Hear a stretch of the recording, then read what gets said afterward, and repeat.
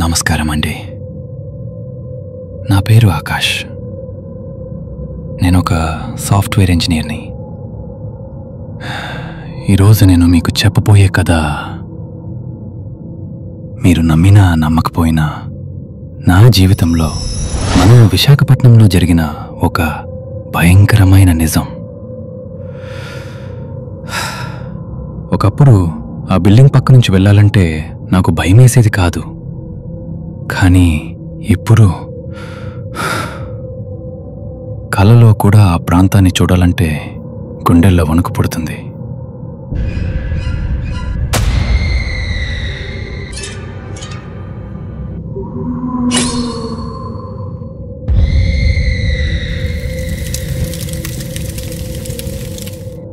మన విశాఖపట్నం రాత్రిపూట ఎంత అందంగా ఉంటుందో కదా. ఆ లైట్లన్నీ మెరుస్తూ, సముద్రపు గాలి ఆహ్లాదంగా తాకుతూ. కానీ ఆ అందం వెనుక కొన్నిసార్లు చీకటి రహస్యాలు దాగి ఉంటాయి. ముఖ్యంగా సిటీకి చివరన అసంపూర్ణంగా మిగిలిపోయిన ఆ బిల్డింగ్ దగ్గర నాకు ఇంకా నిన్న జరిగినట్టు గుర్తు. అదొక అమావాస్య రాత్రి, దీపావళి సెలవుల ముందు రోజు. పండగ హడావిడి మొదలైంది. కానీ నాకు మాత్రం ఆఫీస్లో పని తప్పలేదు. నేను అర్ధరాత్రి 1 గంట దాకా సాఫ్ట్వేర్ టవర్స్లో కోడింగ్ చేసుకుంటూ ఉండిపోయాను. ల్యాప్టాప్ స్క్రీన్ వెలుతురులో కళ్ళకు అలసట. చివరికి పని ముగించుకుని ఇంటికి బయలుదేరాను. మా ఇల్లు సిటీ మధ్యలో ఉన్న కొత్త అపార్ట్మెంట్ కాంప్లెక్స్ పక్కనే. దాని పేరు సన్ రైజ్ రెసిడెన్సీ. పేరు సన్ రైజ్ అయినా దానికి సూర్యోదయం అన్నదే లేదు. అది చాలా పెద్ద ప్రాజెక్ట్. కొన్ని 100 కోట్లతో మొదలుపెట్టినట్టున్నారు. కానీ ఎందుకు మధ్యలోనే ఆగిపోయింది. సగం కట్టిన 6 బిల్డింగ్లు, పెద్ద పెద్ద క్రెయిన్లు, ఇనుప కడ్డీలు, సిమెంట్ సంచులు, అంతా నిర్మానుష్యంగా ఒక భయంకరమైన దృశ్యంలా ఉండేది రాత్రిపూట. ఆ రోజు రాత్రి నేను కొంచెం అలసిపోయి ఉన్నాను. అందుకే నా కారు కొద్దిగా పక్కకు వెళ్ళి ఎయిర్పోర్ట్ రోడ్డుకు కొంచెం లోపల కొత్తగా వస్తున్న ఔటర్ రింగ్ రోడ్డు పక్కన ఉన్న ప్రాంతంలో రోడ్డు పక్కన ఉన్న పెద్ద గుంతలో పడి టైర్ పంక్చర్ అయింది. అది మామూలు గుంత కాదు. ఇటీవల కురిసిన వర్షాలకు పూర్తిగా నీటితో నిండి కారు వెళ్ళేటప్పుడు అసలు కనిపించలేదు. టైర్ అప్పట్లాగే పట్ మని పగిలిపోయింది. అప్పటికే రాత్రి 2 దాటింది. నిర్మానుష్యంగా ఉన్న ఆ నిర్మాణం పక్కనే కారు ఆపేశాను. చుట్టూ ఇప్పుడిప్పుడే అభివృద్ధి చెందుతున్న కాలనీలు. కానీ రాత్రిపూట జనసంచారం చాలా తక్కువ. ఎవరూ లేరు. నా ఫోన్లో సిగ్నల్ లేదు. అయ్యో అని తలపట్టుకున్నాను. సహాయం కోసం ఎవరిని పిలవలేని పరిస్థితి. చీకట్లో నా ఫోన్ లైట్ వేసుకుని డ్రైవర్ కిట్లోని వస్తువులు వెతుకుతూ టైర్ మార్చడానికి ప్రయత్నించాను. కారు ముందు చక్రం దగ్గర మోకరిల్లి బోల్టులు తిప్పుతుండగా అంతలో నాకు పైన ఆ అసంపూర్ణ బిల్డింగ్ 5వ అంతస్తులో ఏదో కదిలినట్టు అనిపించింది. నేను తల పైకెత్తి చూశాను. అక్కడ ఏ లైట్ లేదు. కానీ ఒక నలుపు నీడ క్షణంలో మాయమైంది. నాకు అప్పటికే అలసటగా ఉంది. నిద్రమత్తులో ఉన్నాను. అందుకే నా భ్రమ అనుకున్నాను. మళ్ళీ పనిలో పడ్డాను. బోల్టు ఒకటి సరిగ్గా రాలేదు. పట్టు వదిలిపోయింది. కానీ మళ్ళీ ఈసారి పక్కనున్న పెద్ద క్రేన్ దగ్గర అటూ ఇటూ ఊగుతున్న దాని ఇనుప తీగలకు అతుక్కుని నీడలాంటిది ఏదో కదిలింది. ఈసారి నాకు స్పష్టంగా కనిపించింది. గుండె తక్ తక్మని వేగంగా కుట్టుకోవడం మొదలుపెట్టింది. మొహమంతా చెమటలు పట్టేశాయి. అయినా ధైర్యం చేసుకుని నా ఫోన్ లైట్ ఆ నీడ మీద వేసి, ఎవరకరా, ఎవరు అని వణుకుతున్న గొంతుతో అరిచాను. సమాధానం లేదు. నిశ్శబ్దం. చుట్టూ ఉన్న ఆ నిర్మాణం నిశ్శబ్దం. ఇంకా భయంకరంగా అనిపించింది. ఒక చల్లని గాలి నా పక్క నుంచి దూసుకుపోయింది. అది మామూలు గాలి కాదు. నాకు వెన్నులో వణుకు పుట్టించింది. ఎవరో నా పక్కనే నిలబడి ఉన్నట్టు, వాళ్ళ ఉనికి నాకు స్పష్టంగా తెలిసినట్టు అనిపించింది. ఏదో అదృశ్య శక్తి నా దగ్గరే ఉన్నట్టు అనిపించింది. నా మనసు పారిపో, ఇక నువ్వొక్క క్షణం కూడా ఉండకు అని గట్టిగా అరిచింది. కానీ నా కాళ్ళు మాత్రం కదలలేదు. భయంతో పూర్తిగా గడ్డ కట్టుకుపోయాయి. మళ్ళీ ఆ బిల్డింగ్ లోపల నుంచి ఏదో శబ్దం, అది అరుపులా కాదు, ఒక వింత ఏడుపులా వినిపించింది.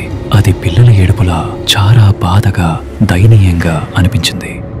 అంత చిన్న పిల్లలు ఆ నిర్మానుష్య ప్రదేశంలో రాత్రిపూట 2 గంటలకు ఎలా ఉంటారు? ఆ ప్రశ్న నా మెదడును తొలిచేసింది. నాకు చిన్నప్పుడు మా అమ్మమ్మ చెప్పిన కథలు గుర్తొచ్చాయి. అసంపూర్ణంగా వదిలేసిన ప్రదేశాల్లో ఆత్మలు తిరుగుతాయని, ముఖ్యంగా అన్యాయంగా చనిపోయిన వాళ్ళ ఆత్మలు అక్కడ చిక్కుకుపోతాయని చెప్పేది. ఈ సన్ రైజ్ రెసిడెన్సీ బిల్డింగ్ గురించి సిటీలో చాలా కథలు ప్రచారంలో ఉండేవి. ఇది మొదలుపెట్టినప్పుడు చాలా పెద్ద ఎత్తున పనులు జరుగుతుండేవి. కానీ ఫౌండేషన్ వేసేటప్పుడు నేల కూలి 5 కూలీలు సజీవ సమాధి అయ్యారట. ఆ ప్రమాదంలో ఒకే కుటుంబానికి చెందిన ఒక తల్లిదండ్రులు, వాళ్ళ 2 చిన్నపిల్లలు, ఒక 5 ఏళ్ల అబ్బాయి, ఒక 3 ఏళ్ల అమ్మాయి కూడా చనిపోయారని, ఆ తర్వాతే ఈ ప్రాజెక్ట్ ఆగిపోయిందని కూడా గుసగుసలు వినిపించాయి. సరిగ్గా భద్రతా చర్యలు తీసుకోకపోవడం వల్లే ఆ ప్రమాదం జరిగిందని, ఆ తర్వాత డెవలపర్ పారిపోయాడని కూడా వార్తలు వచ్చాయి. ఆ క్షణం నాకు ఆ అమ్మమ్మ మాటలు, ఈ కథలు అన్నీ నిజమనిపించాయి. నేనింకా ఆ విషయాలు ఆలోచిస్తూ ఉండగానే ఒక్కసారిగా ఆ బిల్డింగ్లోని అన్ని అంతస్తుల్లోని కిటికీలలో నీడలు కనిపించాయి. అవి కదులుతున్నాయా లేదా నా కళ్ళు నన్ను మోసం చేస్తున్నాయో తెలీదు. కానీ ఒకేసారి అన్నట్టు ఆ నీడలన్నీ అటూ ఇటూ వేగంగా కదులుతూ నాకింకా భయాన్ని కలిగించాయి. నా ఫోన్ లైట్ ఆ నీడల మీద పడగానే అవి క్షణంలో మాయమయ్యాయి. నేను ఊపిరి పీల్చుకున్నాను. కానీ వెంటనే ఒక భయంకరమైన, గంభీరమైన నవ్వు వినిపించింది. నా వెనుకనే నా చెవి దగ్గరే ఉన్నట్టు అనిపించింది. ఆ నవ్వులో ఎక్కడో ఒక బాధ, కోపం, ఆ తర్వాత ఒక క్రూరమైన ఆనందం కలగలిసి ఉన్నాయి. నేను వణుకుతూ వెనక్కి తిరిగాను. ఎవరూ లేరు. రోడ్డు నిర్మానుష్యంగా ఉంది. కారు తప్ప ఇంకేమీ లేదు. కానీ నా మెడపై ఎవరో ఊదినట్టు అనిపించింది. చల్లగా, జిగటగా. అది కేవలం గాలి కాదు. నా శరీరం స్తంభించిపోయింది. అరిచేయాలనిపించింది కానీ గొంతు పేగలేదు. నా గొంతు నుండి చిన్న ధ్వని కూడా రాలేదు. ఆ క్షణం నా మెదడు పనిచేయడం ఆపేసింది. ఇంకా అక్కడ ఒక్క క్షణం కూడా ఉండాలనిపించలేదు. టైర్ అట్లాగే వదిలేసి చావు భయంతో వెనక్కి కూడా తిరిగి చూడకుండా గుడ్డిగా పరిగెత్తాను. నా గుండె వేగం తగ్గలేదు. ఊపిరి తీసుకోలేకపోతున్నాను. ఎంతసేపు పరిగెత్తానో తెలియదు. ఎక్కడికో వెళ్ళిపోవాలి. ఈ ప్రదేశానికి ఎంత దూరంగా వెళ్తే అంత మంచిదనుకున్నాను. నా ఊపిరి ఆడక కళ్ళు మూసుకుని పరుగెడుతుండగా అదృష్టవశాత్తు దూరం నుంచి ఒక ఆటో లైట్లు కనిపించాయి. అది రాత్రిపూట డ్యూటీ ముగించుకుని తిరిగి వస్తున్న ఆటో. దాన్ని ఆపి నేను ఏమీ మాట్లాడకుండా కేవలం నా ఇంటి అడ్రస్ చెప్పి వేగంగా ఇంటికి చేరుకున్నాను. ఆ రాత్రి జరిగింది కల కాదు, భ్రమ అంతకన్నా కాదు. అది నా జీవితాన్ని మార్చేసిన ఒక నిజం. ఆ తర్వాత మరుసటి రోజు ఉదయం నాకు ఆ కారు గురించి ఆలోచించడానికే భయం వేసింది. నేను నా ఫ్రెండ్స్ సునీలు, రవిని పంపించాను. వాళ్ళు వెళ్ళి చూస్తే కారు డోర్ ఇంకా తెరిచి ఉంది. టైరు మొత్తం నలిగిపోయింది. కాని వాళ్ళకింకో వింత విషయం కనిపించింది. అది నాకింకా వణుకు పుట్టిస్తుంది.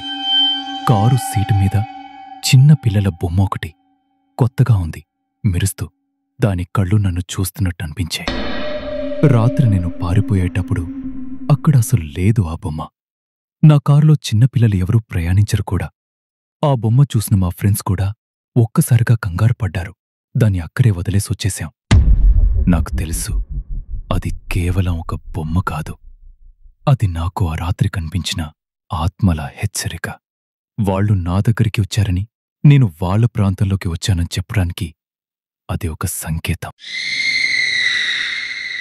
ఈ సంఘటన తర్వాత నేను ఆ ప్రాంత వైపు అసలు వెళ్ళను. ఆ ఎయిర్పోర్ట్ రోడ్లో వెళ్లాల్సొచ్చినా స్పీడ్ పెంచేస్తాను. మీరు కూడా రాత్రిపూట అలాంటి నిర్మానుష్య ప్రదేశాలకు వెళ్లే ముందు ఒక్కసారి కాదు 10 సార్లు ఆలోచించండి. ముఖ్యంగా ఇలాంటి అసంపూర్ణంగా వదిలేసిన ఒక విషాద చరిత్ర ఉన్న ప్రదేశాలకు అస్సలు వెళ్ళకండి. కొన్ని చీకటి రహస్యాలు వాటికవే బయటపడతాయి. కొన్నిసార్లు మీరు ఊహించని విధంగా మిమ్మల్ని వెంటాడే విధంగా. ఈ కథ మీకు నచ్చిందా లేదా భయపెట్టిందా మీరే చెప్పండి. ఈ రకమైన కథలను మీరింకా వినాలనుకుంటే నా ఛానల్ను సబ్స్క్రైబ్ చేసుకోండి, లైక్ చేయండి, షేర్ చేయండి. త్వరలో మళ్ళీ కలుద్దాం. జాగ్రత్తగా ఉండండి. మర్మకథలు, భయం ఒక్కటే నిజం, మిగతాదంతా మీ ఊహ.